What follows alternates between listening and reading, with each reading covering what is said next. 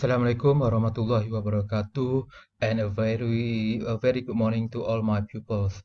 I hope you are doing well at home. So for today, okay, we are going to learn about how to write a report. And this question, okay, writing a report, okay, will come up in your exam. So please pay full attention. So to learn these things, okay, you need to turn to page 122 and 123 of your textbook. Okay. So to cut a long story short, we go straight away to the Google form whereby you have to do the exercise. So as usual, okay, you need to fill in your email, your name, and your class. Okay, next one, you go to section C. Okay, so the task is read the writing task below and answer the questions. Choose A or B. So you look at this image. There are three questions. Okay, let's take a look at the text, the paragraph first. Your school publishes the monthly magazine Shine in the Dark. The head teacher of your school has asked students to write a report on the magazine and suggest in what ways it can be improved.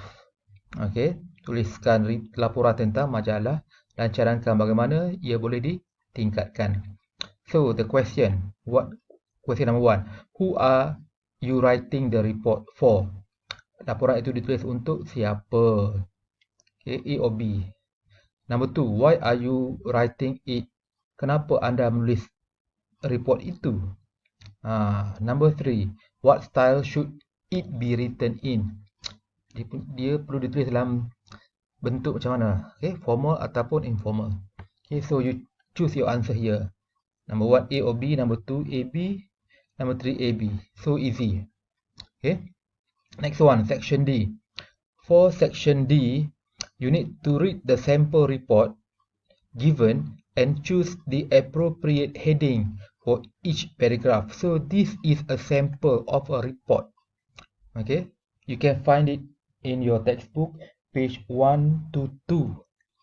Okay, as usual, you have this format to kepada siapa, from, okay, write down your names, subject, tajuk, shine in the dark. So what you have to do is that you need to fill in the blank or choose the correct heading for these 5 blanks.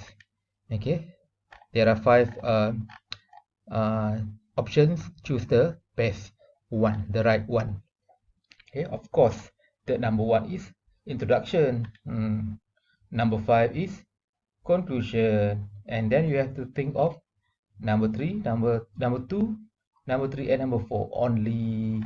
Okay, we work smart. No, we don't work hard, we work smart. Okay, we go straight to part 2.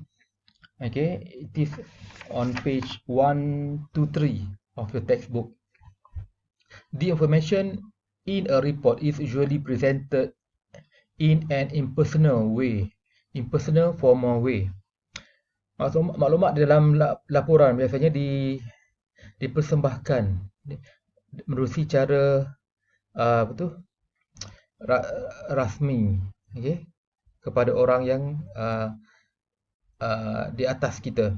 One way of doing this is by using the passive voice. Satu cara ialah dengan menggunakan ayat pasif. Fill in the blanks in the report below in the passive voice to make it more formal. Okay, isikan tempat kosong di bawah ini dengan cakap pasif, ayat pasif supaya dia lebih formal. So you can see the sample report once again. Okay, the 3 items on top of it. Okay, next you have heading, ada tajuk, number 1, what is it, number 2, what is it, okay, and below the heading you have paragraph as usual. So writing a report is much simpler than writing an essay.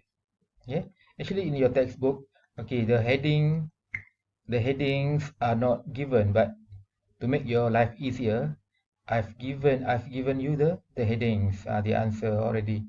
So what you have to do is that you need to fill in the blanks, okay, with the passive voice. Okay. For example, sebagai contoh, number 1, the report describes what, okay, you can see in the questions, okay, the sentence is written the the direct voice. Cakap ajuk. Okay. Active voice, sorry, active voice. Okay, so you need to change it to passive voice. For example, this report describes what we must do to improve the quality of the local TV channel, Bedford TV. So when you answer, I give you one answer to question number 1. The report describes what must be done. What must be done to improve the quality of the local TV channel, Bedford TV. So you see here that the active voice has been changed to passive voice. What must be done? What must be done? Perlu dibuat. Same goes for question 2, 3, 4 and 5. You need to change the active voice to passive voice. Ayat kena buat. So I guess that's all for now. Do your best and I hope you are doing well at home. That's all for now. Have a nice day. Assalamualaikum warahmatullahi wabarakatuh.